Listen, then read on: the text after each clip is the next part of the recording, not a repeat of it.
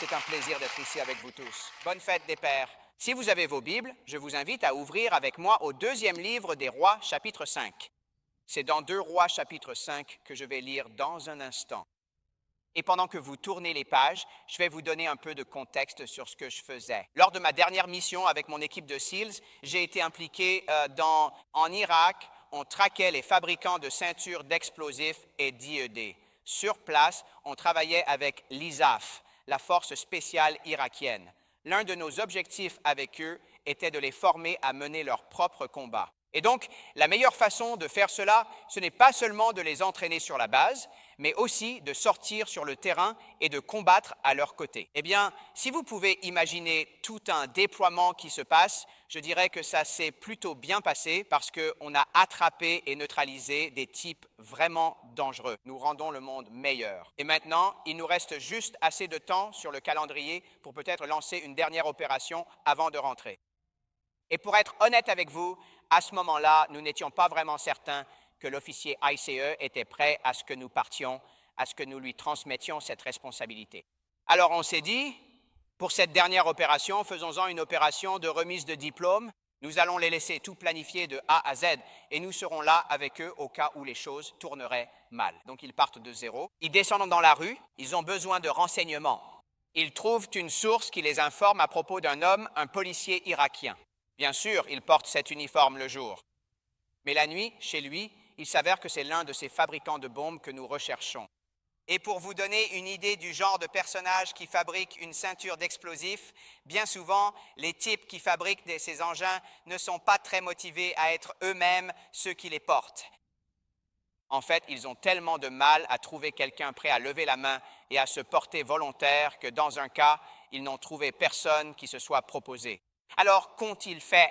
Ils ont fini par en trouver 2. Des femmes atteintes de handicap mental sur lesquelles ils ont attaché ces ceintures d'explosifs et qu'ils ont dirigées vers un marché, les poussant en avant. Observant à distance comme des lâches, ils ont déclenché l'explosion à distance avec une télécommande. Tuer ces femmes, et évidemment tant d'autres, vous donne une idée du genre de personnes auxquelles nous avons affaire. Mais l'ISAF, eux, ils ont repéré ce type. Ils ont découvert où il habite. Ils ont un plan pour approcher la maison. Entrer, attraper, extraire, et tout est en ordre. Ça a l'air parfait, exactement comme on leur a appris. Et puis, ils ont eu une demande étrange. Ils avaient l'impression de se faire tirer dessus plus souvent que nous, les SEALs. Ils pensent avoir compris pourquoi. Alors, on leur demande « Pourquoi ?» Et ils répondent « C'est la couleur de vos uniformes. » Et donc, leur demande, c'est « Seriez-vous prêts pour cette dernière opération à peut-être enlever vos uniformes aux couleurs américaines? On a une pile d'uniformes ISOF pour vous que vous pourriez mettre. Si on regarde cette pile ici, c'est genre, d'accord, mettons les choses au clair.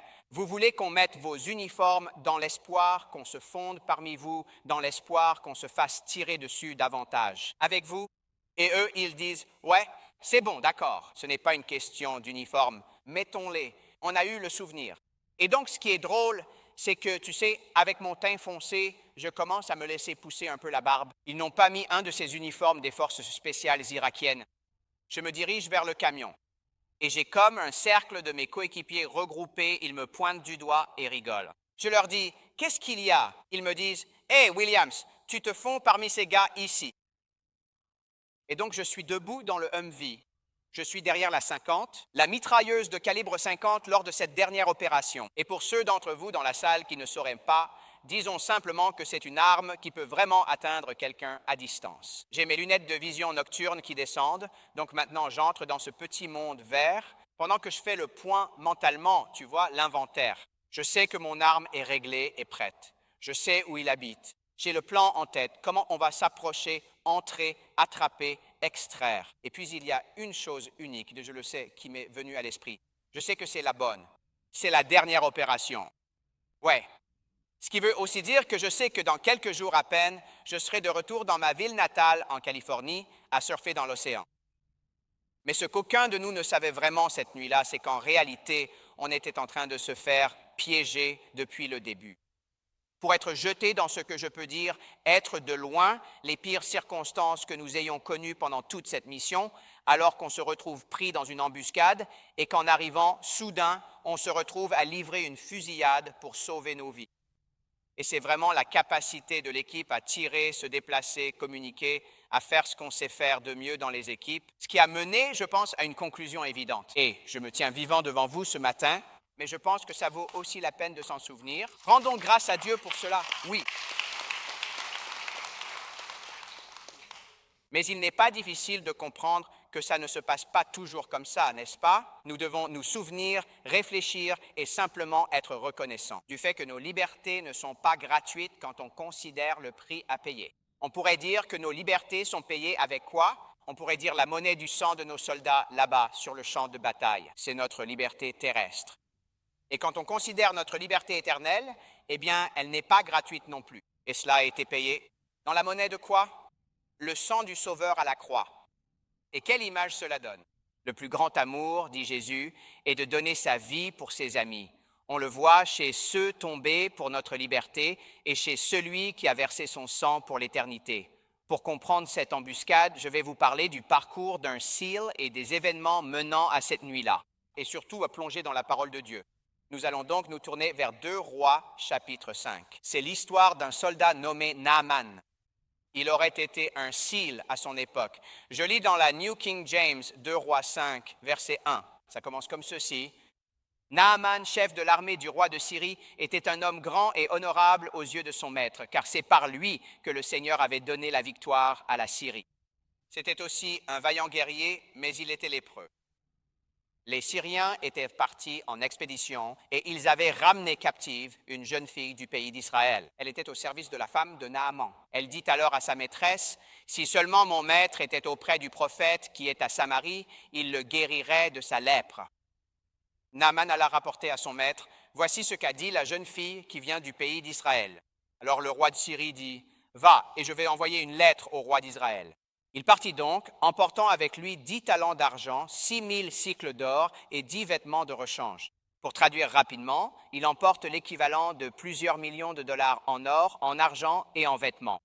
Il est prêt, si possible, à acheter sa guérison, à payer pour s'en sortir. Passons directement au verset 9. Nous retrouvons Naaman en route. C'est un voyage de 150 miles, environ 240 kilomètres. C'est un territoire occupé par l'ennemi. Il s'y rend avec ses chars. Nous les retrouvons en chemin. Verset 9. Alors Naaman se rendit avec ses chevaux et son char. Et il s'arrêta à la porte de la maison d'Élisée. Et Élisée lui envoya un messager pour lui dire, « Va et lave-toi 7 fois dans le Jourdain. Ta chair te sera rendue et tu seras pur. » Mais Naaman se mit en colère et s'en alla en disant, « En vérité, je me disais en moi-même, il sortira sûrement vers moi, se tiendra debout, invoquera le nom du Seigneur, son Dieu, agitera sa main sur l'endroit et guérira la lèpre. Les fleuves Abana et Parpar, les rivières de Damas, ne valent-elles pas mieux que toutes les eaux d'Israël? Ne pourrais-je pas m'y laver et être purifié? » Alors il fit demi-tour et s'en alla furieux. Et ses serviteurs s'approchèrent de lui, lui parlèrent et dirent, « Mon père, si le prophète t'avait demandé de faire quelque chose de difficile, ne l'aurais-tu pas fait? Combien plus lorsqu'il te dit, lave-toi et sois purifié. » Alors il descendit et se plongea 7 fois dans le Jourdain, selon la parole de l'homme de Dieu. Et sa chair redevint comme la chair d'un petit enfant, et il fut purifié. La pertinence de ce passage sera abordée sous peu. Comme je l'ai dit, ce chemin pour devenir un SEAL, je pense qu'un bon point de départ serait vraiment là où tout a commencé. Ce dicton est très vrai dans la vie. Si tu ne vises rien, tu l'atteindras. Malheureusement, c'était mon objectif au début. J'échoue dans toutes mes matières dans un collège communautaire local. Tous mes camarades me dépassent. Ces pensées commencent à me traverser l'esprit. Je ne veux pas être enseignant. Je ne veux pas vivre une vie gâchée. Je ne veux pas être un raté. Comment puis-je changer la situation? Je suis dos au mur. Eh bien, parfois, elles sont vraiment plus grandes que le besoin. Elles sont plus grandes que le résultat. Je me sentais très mal à l'aise dans la situation où j'étais, alors je réfléchis. Et c'est là que je pense avoir trouvé le plan parfait. Aller m'engager dans l'armée. Je sais de quelle branche de l'armée il s'agit. Je veux suivre cet entraînement militaire le plus difficile et éprouvant. Je veux devenir Navy SEAL. Et donc, je prends ma décision sur le parking de l'école alors que je me prépare à aller rater ces examens finaux et je me dis simplement, bon, si je veux devenir Navy SEAL, je suppose que ma première mission est la suivante. Je n'ai plus besoin d'aller en cours. Alors j'ai démarré mon camion et je suis parti du parking de l'école. Et puis j'ai prévenu mon père. Il fallait que je présente ça de la bonne façon, tu vois? Alors papa, j'ai une mauvaise nouvelle et une bonne nouvelle. Alors il veut savoir quelle est la mauvaise. Je lui dis, bien sûr, il n'avait aucune idée que j'étais en train d'échouer tous ces cours cette année. Et c'est de ma faute. Je n'y allais tout simplement pas. Je séchais tout le temps. J'allais surfer avec des amis. Et donc maintenant, il veut savoir quelle est la bonne nouvelle. Eh bien, j'attends ça. C'est bon, papa, j'ai un plan. Tu vois, je vais devenir Navy SEAL. Et maintenant, je me mets à sa place, étant moi-même père aujourd'hui. Tu vois, c'est comme, voilà ton fils qui a démontré la discipline nécessaire pour réussir dans le community college local. Et il te dit, mon plan, c'est de devenir Navy SEAL. Et donc, il essaie juste d'être cette voix de la raison, comme le ferait un bon père. Il me dit, genre, assure-toi d'y aller en ayant bien conscience de ce que tu fais, mon fils. Rejoindre l'armée, ce n'est pas comme tout ce que tu as pu faire auparavant. Ce n'est pas jouer au ballon ou faire du skate. Ce n'est pas aller dans un community college local et quand tu décides que tu en as marre, tu peux juste arrêter. Il dit, si tu t'engages dans l'armée, peut-être que tu te rendras compte que ce n'est pas fait pour toi. Ou supposons que tu abandonnes, que tu ne réussisses pas l'entraînement des SEAL. Et pour être bien clair, tu seras quand même dans l'armée. Et que ça te plaise ou non, tu vas probablement te retrouver à faire un boulot du genre gratter la peinture d'un bateau au large du Japon. Eh bien, tout cela est très vrai, et pour une raison ou une autre. C'était tout simplement le meilleur discours de motivation qu'un gars comme moi pouvait recevoir à ce moment-là. J'en avais besoin, et je comprends que les actes valent plus que les paroles. Donc, il est temps de commencer à se préparer. Alors, je commence tout de suite. Je fais de la course, de la natation, des tractions, des pompes. Et au fil des jours, mon père veut avoir une conversation avec moi dans sa chambre. Alors il me dit, bon, tu veux vraiment faire ça? Je me dis qu'il observe ce que je fais. Il commence à adhérer. Oui, papa, je veux devenir SEAL. Il me dit, super, je t'ai organisé un entraînement avec un Navy SEAL. Regarde mon écran. Je n'oublierai jamais, en me tournant, avoir pensé que mon père ne connaît aucun Navy SEAL. On ne les appelle pas comme ça. Dans cet email, tout ce qu'il dit, c'est, est-ce que Chad peut venir jouer demain? Je me dis, jouer, genre, papa, attends, laisse-moi bien comprendre. Tu as rencontré un type sur Internet qui dit qu'il veut jouer avec moi et maintenant tu organises cette rencontre. Dans un parking de plage en Californie, il me dit, ce n'est pas ce que tu crois. C'est un Navy SEAL. Je me dis, je suis sceptique, mais bon, si tu veux vraiment que j'y aille, j'irai rencontrer ce Navy SEAL. Bon, j'y vais. Et voilà ce que tu ne sais pas, que je ne savais pas non plus à l'époque. Il y a eu une conversation téléphonique avant cet email. Je ne l'ai découvert que 2 mois plus tard. Donc, je vais te donner ce contexte dès le début. Au téléphone, mon père appelle ce type et lui dit, « Écoute, mon fils veut devenir Navy SEAL, mais voilà le problème. Il n'a aucune idée de ce dans quoi il s'engage. Il ne sait pas du tout dans quoi il met les pieds. Alors, je me demande, est-ce que tu accepterais de le rencontrer? Et ce que je te demande de faire, ce dont j'ai besoin que tu fasses, c'est que tu le brises, que tu l'enterres, que tu lui fasses passer l'envie de devenir un SEAL. » Eh bien, le gars y a réfléchi un moment, parce que c'est quand même une sacrée demande. Et il a fini par envoyer sa réponse dans cet email. C'est ce fameux « Est-ce que Chad peut venir jouer demain ?» qui a été envoyé. Donc j'y vais, à Oceanside, en Californie, près de la plage. Le gars m'aperçoit. « Toi, c'est Chad ?» Je réponds « Oui, monsieur. »« Très bien, Bubba. À partir de ce moment-là, je suis Bubba. Viens ici. » La seconde d'après, je pars courir pendant qu'il me dit qu'il va me rattraper. Alors que je descends ce sentier de terre vers les zones humides, loin de toute civilisation, je me retrouve là-bas. Je ne vois pas ce type et je commence à me demander, mais où est-il? Et où suis-je même censé aller en ce moment? Personne aux alentours. Je m'éloigne et une idée me vient. Peut-être que je suis trop rapide pour ce Navy SEAL. Il n'arrive pas à me rattraper. Non, je me retourne. Et le voilà qui arrive, comme un chien policier mené à l'arrière d'une voiture de patrouille, tu vois? Juste là, sur ce sentier. Il a les mains en couteau, comme dans Terminator 2, tu vois? Il descend ce sentier, tout simplement. Genre, oh non! Alors je cours aussi vite que possible pour essayer de rester devant lui. Et quand il me rattrape, c'est là que je comprends vite que ce n'est pas juste un entraînement. C'est une vraie séance d'écrasement. Alors qu'il m'a isolé dehors, je me prends son poing directement dans l'estomac. Et je me fais couper le souffle, cloué au sol. Et ensuite, le cauchemar commence vraiment quand il saute maintenant sur moi. Et j'ai encore ce bruit dans la tête, le bruit des fils de ma chemise qui se déchirent, pendant que ce type me fait voler partout, me secouant comme une poupée de chiffon. Et il faut vraiment que vous vous mettiez à ma place un instant. Rappelez-vous, la seule information sur laquelle je me base, c'est que c'est un gars que mon père a rencontré sur Internet. Il m'a emmené sur ce sentier. Je me dis, prédateur humain, dans quoi mon père m'a-t-il embarqué? Alors j'essaie vraiment juste de me protéger et de survivre à l'instant. Pendant qu'il crie et me jette dans tous les sens, je ne comprends pas les mots qui sortent de sa bouche parce qu'il devient complètement fou. Mais ensuite, ces mots sont passés. Comme un message reçu, il dit « Tu veux devenir Navy SEAL? Tu ferais mieux de rester à 3 pas derrière moi. » Et quelque chose à ce moment-là, ça fait tilt. J'ai compris que c'était ça et que c'était du sérieux. Je dois avoir cet état d'esprit, je dois être prêt à mourir avant d'abandonner. Quelque chose en moi savait simplement que la façon dont j'allais réagir dans ce moment allait impacter le reste de ma vie. Alors il se lève et il dit, 3 pas, encore une fois, il se retourne et part. Et tout ce que je peux vous dire, c'est que pendant les prochains kilomètres sur ce sentier de terre, il m'a fallu tout ce que j'avais en moi pour rester derrière ce type, pour rester sur ses talons. Rien n'a été plus dur que ce sentier.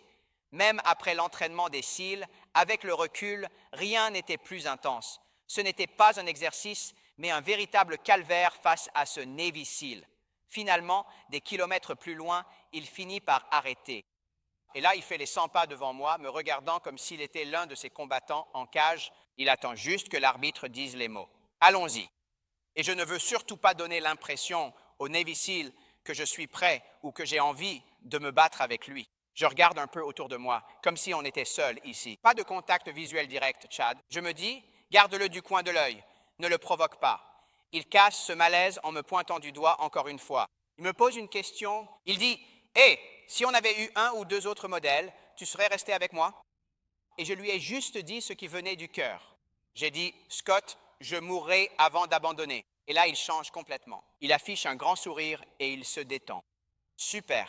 Et tu veux qu'on se retrouve demain pour l'entraînement? Je me demande, est-ce qu'on va parler du flashback qui s'est produit sur le sentier?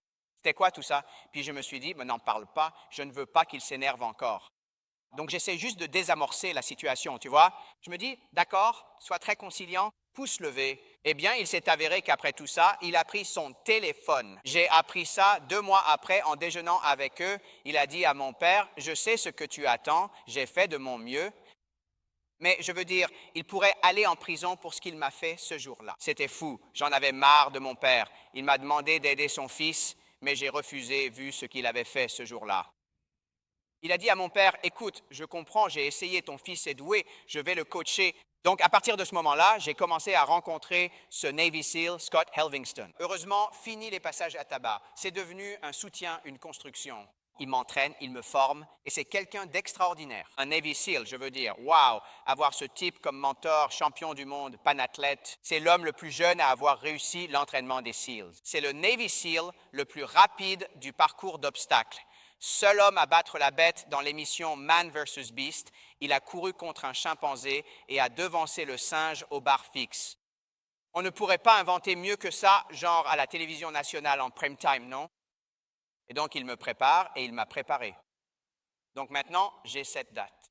Je me suis inscrit, c'est parti. Il saisit l'occasion de partir une dernière fois à l'étranger et il m'appelle. Il rentre avant moi. Il part avant que je parte. Alors il me dit, bon Junior, je vais aller faire ce truc. Il parle du fait de partir en Irak. Il dit, je veux que tu saches quelque chose que je n'ai jamais dit à personne que j'ai entraîné auparavant. Alors j'écoute. C'est gravé dans ma mémoire et il dit, je sais que tu vas réussir. Et entendre ces mots de sa part, quelqu'un que je vénérais et respectais tellement.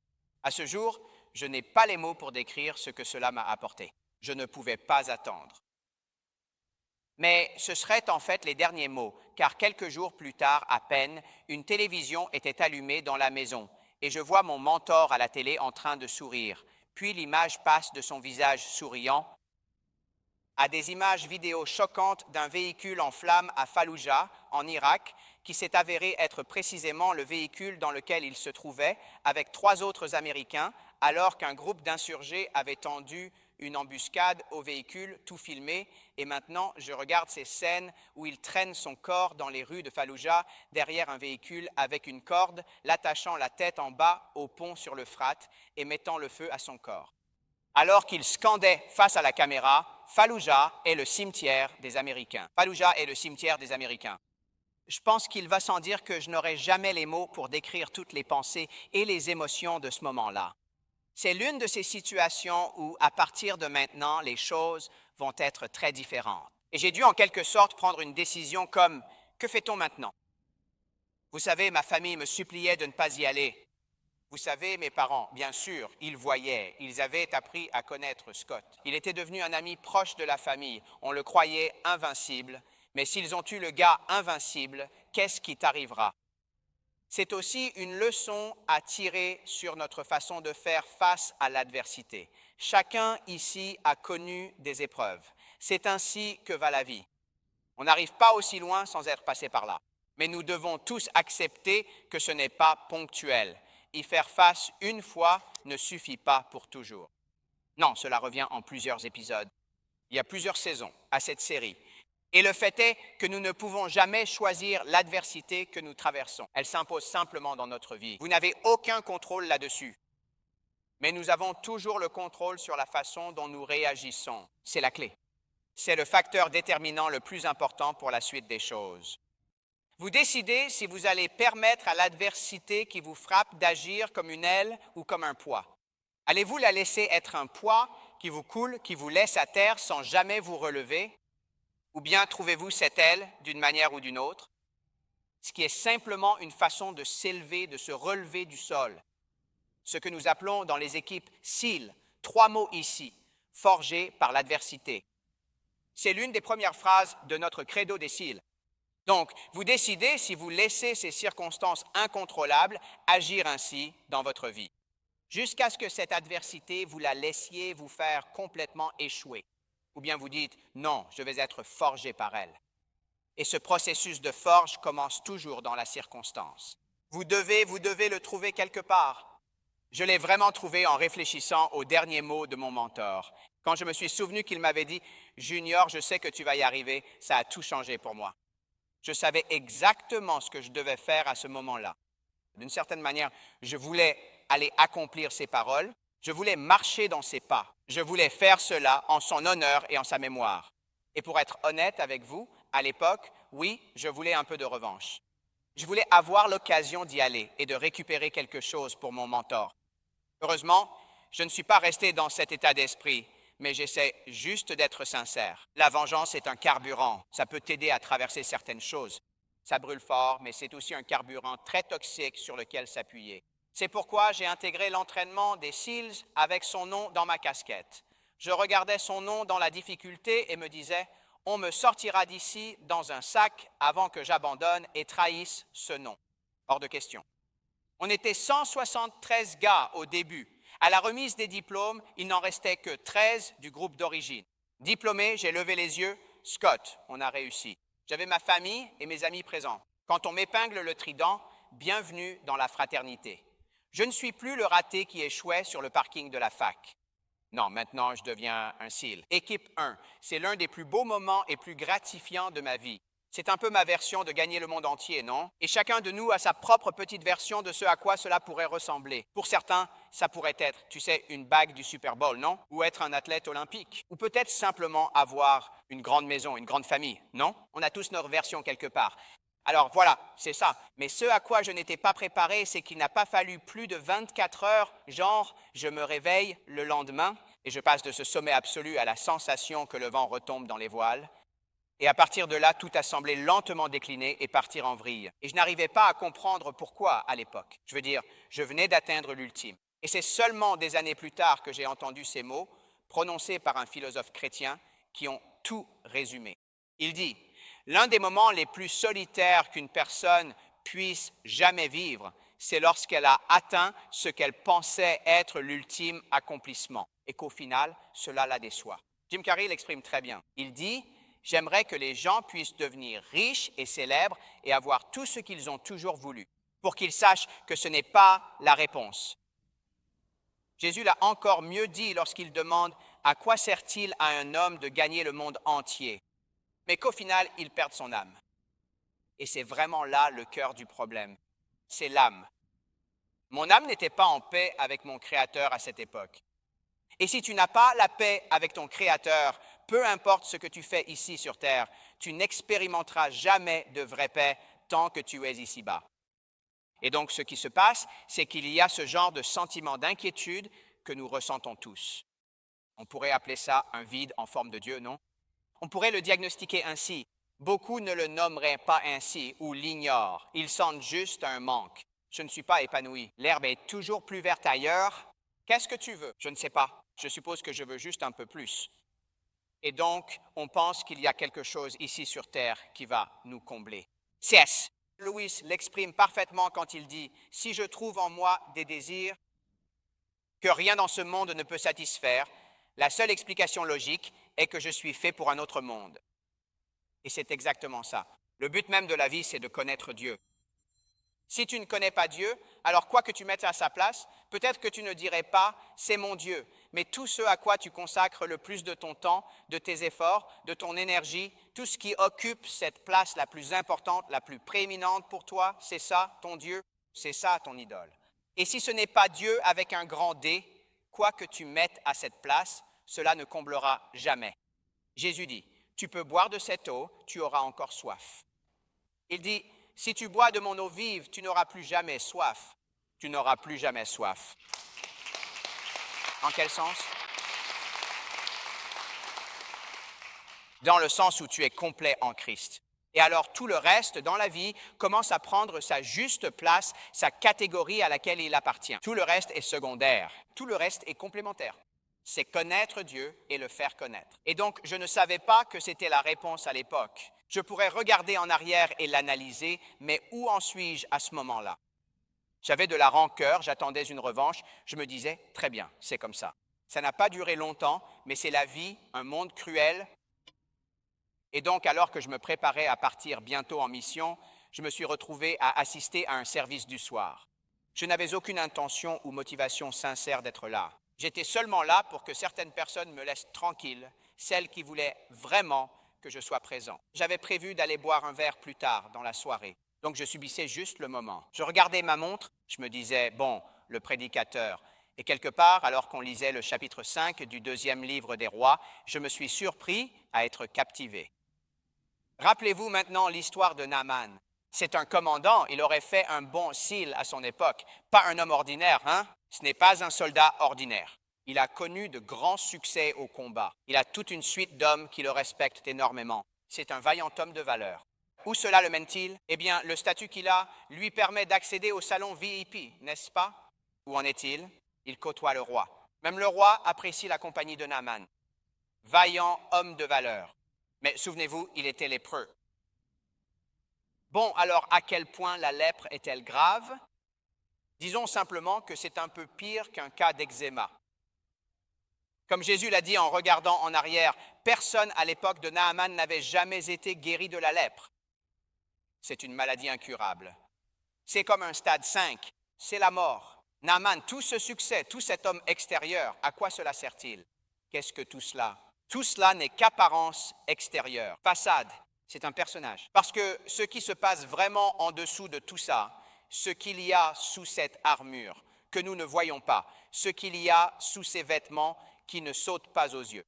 Eh bien, ce qui se passe vraiment, c'est qu'il est littéralement en train de se détériorer et de tomber en morceaux. Naaman est un homme mort qui marche. Waouh, je me suis reconnu dans ce type, là. Et rien qu'avec la loi des moyennes, beaucoup d'entre vous dans cette salle peuvent aussi s'identifier à cet homme. Parce que quand on y pense, qui es-tu? À l'extérieur, devant les collègues, devant la famille, devant les amis, alors qu'en réalité, sous tout cela, tu as l'impression d'être cet homme ou cette femme morte qui marche, simplement en train d'encaisser les coups. Et donc, je me retrouve à écouter. Et maintenant, sans aucun doute, Naaman, comme n'importe lequel d'entre nous, va tout faire pour essayer de réparer ça. Son propre problème, mais celui-ci, il ne peut pas le résoudre. Tout comme nous avons un problème que nous ne pouvons pas résoudre seuls. Il est désespéré. Je suis sûr qu'il a tout essayé. Et soudain, il entend parler d'une chose qu'il n'a pas encore essayée, un traitement expérimental. Va voir le Dieu d'Israël. Il te guérira de ta lèpre. Et donc, l'héroïne méconnue de cette histoire, cette petite fille, c'est elle l'évangéliste. Elle a le courage de simplement prendre la parole Il décide, je veux y aller. Rappelez-vous, c'est un territoire occupé par l'ennemi. Il obtient l'autorisation de son roi, il part et il emmène toute sa richesse, tous ses biens. Il est prêt à faire quoi? Il pense qu'il peut s'en sortir en payant, qu'il peut le mériter, qu'il peut l'acheter. Mais que se passe-t-il? Il arrive jusqu'à la porte et il est traité comme un homme ordinaire. Et le message qu'il reçoit est un message très simple. Et c'est une excellente nouvelle. Si tu vas simplement te plonger 7 fois dans le Jourdain, quand tu remonteras, ta chair sera restaurée. Tu seras pur. C'est tellement bon. Ça paraît trop beau pour être vrai. Et c'est trop simple, c'est tellement simple. Ça semble insensé. Et n'est-ce pas exactement ce que la Bible dit à propos de la prédication de la croix, la bonne nouvelle? La prédication de la croix, c'est quoi? Une folie. Pour qui? Pour ceux qui sont en train de périr. Eh bien, il n'y a aucun doute, Naaman est en train de périr, n'est-ce pas? C'est trop beau pour être vrai. Alors, que fait-il? Il se met simplement en colère, il se fâche. Il se retourne, il s'en va furieux. Il exprime à voix haute ce qu'il pensait. Quelles étaient ses attentes? Je pensais que ce type allait sortir. Je pensais qu'il allait me donner quelque chose de grand, d'impressionnant à faire, non? Je l'imaginais faire un geste rituel. Il s'attendait à un rite comme courir sur du verre, mais il suffit de se plonger dans l'eau. J'ai de l'eau plus propre là d'où je viens. Il s'est focalisé là-dessus. C'est vrai, Naaman, tu as de l'eau plus propre d'où tu viens. Ce n'est pas une question d'eau, mon gars. C'est une question du Dieu d'Israël. Si tu faisais simplement preuve d'un peu d'humilité maintenant, si tu t'humiliais devant lui, et c'est là le vrai problème de Naaman. L'opposé de l'humilité, qu'est-ce qu'il exprime en ce moment? L'orgueil. Et chaque péché que nous commettons, si on y réfléchit, est d'une manière ou d'une autre imprégné d'un sentiment d'orgueil, d'un sentiment de droit. Naaman part dans une colère noire, mais loué soit Dieu d'avoir placé autour de lui des hommes qui tiennent à lui. Et puis, je suggérais que nous devrions être ces personnes-là. Parfois, ça fonctionne comme ça. Je dois ramener mon pote Naaman là-bas, quoi qu'il en coûte. Nous devons l'amener là-bas devant le Dieu d'Israël, puis nous retirer et laisser Dieu et sa parole agir. Parfois, c'est juste comme ça. Je dois inviter ce voisin, ce collègue ou cet ami. Les statistiques sont là. La majorité de ces personnes disent, lorsqu'on leur demande et qu'on les interroge, si ton ami chrétien t'invitait à l'église, irais-tu avec lui? Ils répondent oui. Ils attendent l'invitation. Il suffit de les amener devant le message concernant le Dieu d'Israël. Amenez-les ici et laissez Dieu agir. Alors ils travaillent sur Naaman et Dieu utilise d'une manière ou d'une autre tout ce qu'ils disent. Et c'est ça l'essentiel. On peut dire des choses insensées, mais Dieu peut quand même s'en servir pour accomplir ses desseins. Je pense que Naaman comprend maintenant, oui, ce n'est pas une question d'eau. Il s'agit du Dieu d'Israël, que si je m'humilie, si je veux vivre d'une certaine manière, que dois-je faire? Je dois mourir à moi-même. Cette marche que Naaman entreprend quand il fait demi-tour, c'est la marche que nous devons tous faire. En quelque sorte, c'est une marche vers tes propres funérailles, où l'ancien toi disparaît. Et il s'est jeté sur la miséricorde du Créateur. De quelle manière? 5, 6 fois, rien ne s'est passé. Il le fait par la foi. La 7e fois, il descend, il remonte. Et ce qui s'est passé, c'est que le Dieu d'Israël a fait le plus gros du travail. Oui, amen. En hébreu, le langage littéral donne une image comme celle-ci. Naaman avait une peau toute neuve, comme celle d'un bébé. Imaginez la saleté de la lèpre, tachetée, souillée, abîmée, c'est un désastre, puis une peau toute neuve comme celle d'un bébé. Et c'est là que tout bascule. Vous savez, le Nouveau Testament dit à propos de l'Ancien Testament, Jésus dit, « Vous pensez connaître les Écritures, mais si vous les connaissiez vraiment, vous sauriez qu'elles témoignent de moi. » Ce texte de l'Ancien Testament, le message de l'Évangile en Jésus y est partout. Et si je peux me permettre, laissez-moi simplement vous le dévoiler. Qu'est-ce que notre salut? Dieu a prévu une issue pour vous et moi, tout comme il l'a fait pour Naaman. Quel est notre problème? Quelle est notre maladie, n'est-ce pas? Naaman avait sa lèpre. C'était la maladie qui mène à la mort. Si vous ne l'avez pas encore compris, spirituellement parlant, séparés de Dieu, nous sommes tous des lépreux spirituels, tachés, souillés et abîmés par notre propre péché. Et tout comme Naaman ne pouvait rien faire pour se débarrasser de la lèpre, y a-t-il quelque chose que vous et moi puissions faire pour nous débarrasser du péché? Non, mais Dieu a prévu une issue Cette lèpre mène à la mort. Nous sommes positifs au péché. Le salaire du péché, c'est la mort.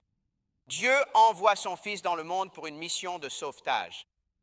Et il s'appelait Jésus. Pourquoi? Matthieu 1, 21, l'ange dit, « Car il sauvera son peuple de ses péchés. » Il est venu nous sauver de notre maladie, de notre mal, de notre problème.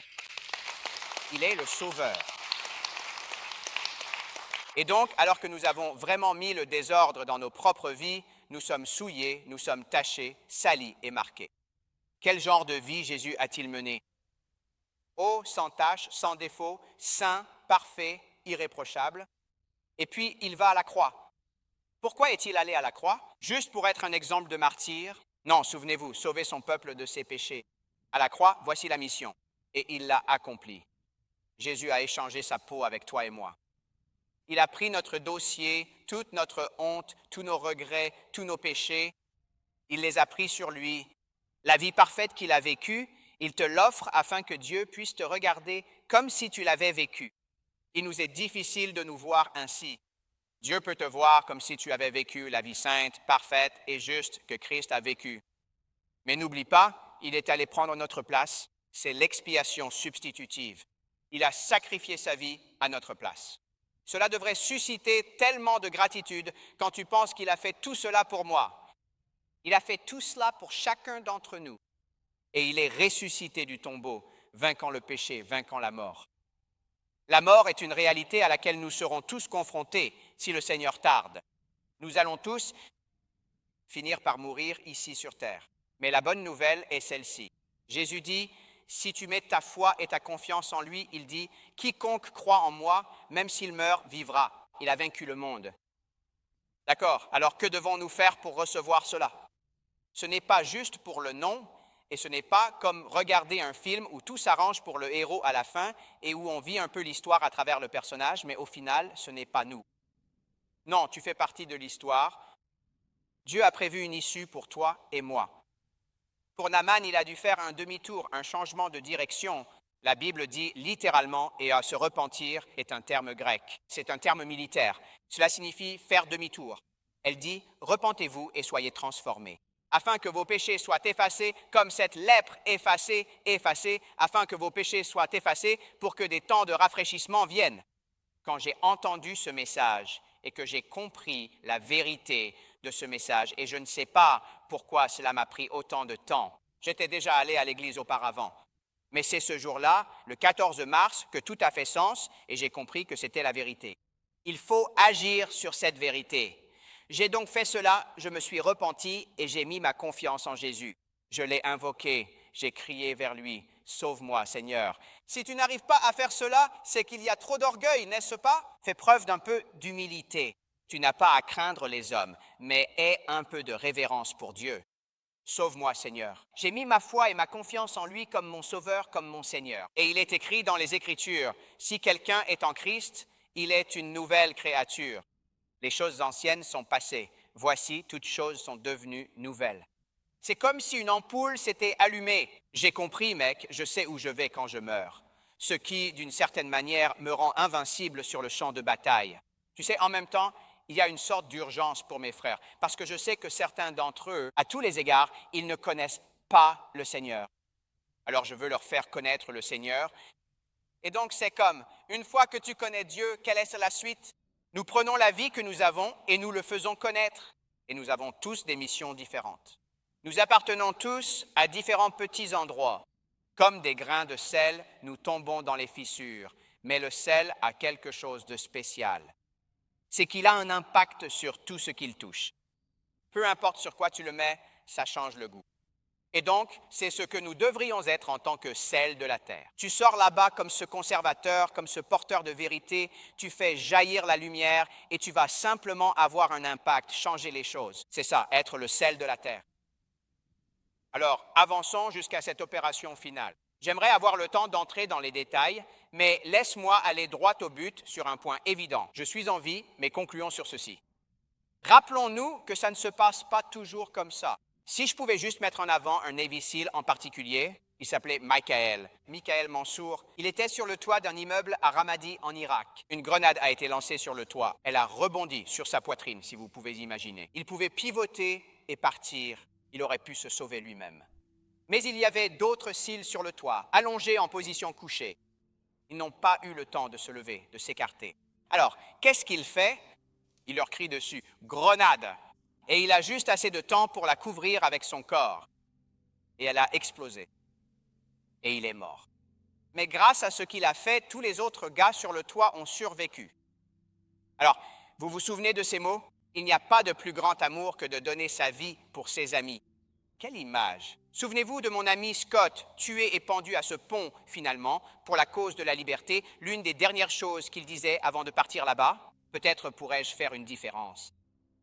Et maintenant, regardez simplement vers Jésus à travers le prisme de ces deux histoires pour vous aider à mieux comprendre la croix.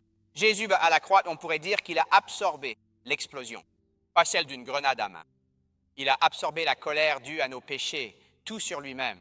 Comme cette grenade qui a été recouverte, il a couvert notre péché pour nous, afin que nous n'ayons pas à faire face à l'impact éternel. Et tout comme mon ami Scott, tué et pendu à ce pont, finalement là-bas, pour la cause de la liberté, n'oubliez jamais que Jésus, lui aussi, a été tué et pendu, n'est-ce pas? Sur la croix du Calvaire, afin que nous puissions être libérés des conséquences éternelles de nos propres péchés. Pour conclure, il n'y a pas de plus grand amour que de donner sa vie pour ses amis. Nous le voyons chez des hommes comme Mike Mansour, Scott Helms et tant d'autres guerriers, mais regardez à la croix. C'est la perspective juste sur ce roi des rois, ce Seigneur des seigneurs, cet agneau de Dieu qui enlève le péché du monde. Il est dit, car il, parlant du Père, a fait de lui Jésus qui n'a pas connu le péché, un péché pour nous, afin que nous devenions en lui la justice de Dieu. Et ce « afin que » est important, parce qu'au bout du compte, nous avons tous la responsabilité de faire ce que l'on pourrait appeler ce matin la chose à la Naaman. Allez-vous continuer dans cette direction en partant dans une colère? S'il le fait, c'est fatal, il meurt. Ou bien arrives-tu à un point comme Naaman, à ce tournant où tu t'humilies devant ton Créateur, où tu te jettes sur sa miséricorde et invoques son nom? Pour tous ceux qui voudraient faire cela, qui savent qu'ils en ont besoin, j'aimerais conclure par une prière. Et vous pouvez simplement répéter les paroles, mais souvenez-vous, elles doivent venir du cœur. C'est une prière où tu dis à Dieu, je réalise qui je suis et que je suis dans le péché. Je me repens de mon péché et je veux demander à Jésus d'être mon Sauveur et mon Seigneur. Tu t'engages en toute connaissance de cause, mais inclinons la tête et prions ensemble. Seigneur, je te remercie tellement pour ce jour. Nous te remercions pour ce moment, pour passer du temps ensemble et parcourir ta parole. Et je prie simplement, Seigneur, que tu ouvres maintenant une opportunité pour toute personne ici qui a besoin de te connaître, que ton esprit agisse en ce moment même. Et je demande simplement, si tu es prêt à t'engager envers le Seigneur, répète ces paroles à haute voix avec un cœur sincère. Après moi, Seigneur Jésus, je sais que je suis un pécheur, mais tu es mort sur cette croix pour moi et tu es ressuscité. Je me détourne maintenant de mon péché et je te demande d'être mon Sauveur et mon Seigneur. Merci d'être mort pour moi. Et maintenant, aide-moi à te suivre à partir de ce moment. C'est au nom de Jésus que nous prions. Amen. Amen. Gloire à Dieu. C'est quelque chose à célébrer pour vous. Et cela soulève la question, n'est-ce pas? Si vous étiez sincère, vous le savez. Surtout, Dieu le sait. Il vous donne alors son assurance. Il ne se souvient plus de votre péché. Il l'a éloigné aussi loin que l'est de l'ouest. Vous avez une place dans l'éternité et vous avez une voie à suivre. Et tant que vous êtes ici sur terre, faites-le connaître. Mais le pasteur va venir dans un instant et il va vous expliquer comment vous pouvez démarrer sur les chapeaux de roue dans cette voie. N'est-ce pas? Juste rapidement, je voulais mentionner que beaucoup de gens se demandent ce que signifie la grenouille en os, le squelette de grenouille au dos des t-shirts là-bas. Chez les Seals, on nous appelle les hommes grenouilles, mais on porte ce squelette en hommage aux nôtres tombés au combat. Comme on dit, il n'est pas de plus grand amour que de donner sa vie pour ses amis. C'est Jean 15, 13. Pourtant, il n'y a aucune référence biblique sur le t-shirt. Pourquoi? Parce que je vous le dis, Les gens posent la question tous les jours. Ils veulent savoir ce que signifie la grenouille. S'ils voient une référence biblique, ils se diront « t-shirt religieux ». Je ne demanderai pas, ils le feront. Partagez-le avec eux. Voici quelque chose que vous ignorez peut-être.